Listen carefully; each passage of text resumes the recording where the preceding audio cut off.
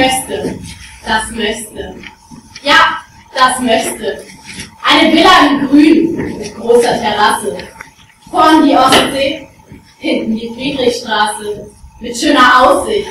Ländlich, mondän, vom Badezimmer aus die Zugspitze zu sehen. Aber abends zum Kino passt es nicht weit. Das Ganze schlicht, voller Bescheidenheit. 9 Zimmer, nein, doch lieber 10. Ein Dachgarten, wo die Eichen draufstehen. Radio, Zentralheizung, Vakuum. Eine Dienerschaft, gut erzogen und stumm. Eine süße Frau, voller Rasse und Werbe. Und eine fürs Wochenende, zur Reserve.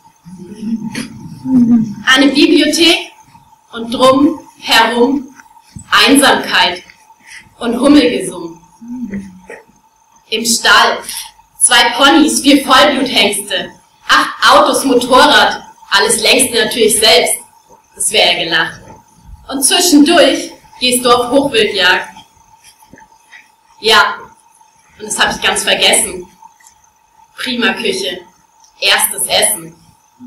Alte Weine aus schönem Pokal. Und egal weg, bleibst du dürr wie ein Aal. Und Geld. Und dann Schmuck eine richtige Portion. Und noch 1 Million. Und noch 1 Million. Und noch 1 Million. Und Reisen und fröhliche Lebensbuntheit. Und famose Kinder. Und ewige Gesundheit. Ja, das möchte. Aber wie das so ist, ihr Lieben, manchmal scheint es so, als sei es beschieden für das irdische Glück.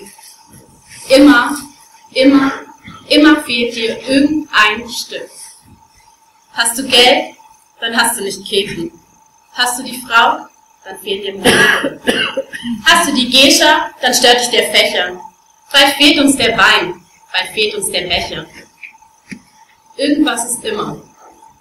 Tröste dich. Jedes Glück hat einen kleinen Stich. Wir möchten so viel. Gelten, sein und werden, dass einer alles hat. Das ist selten.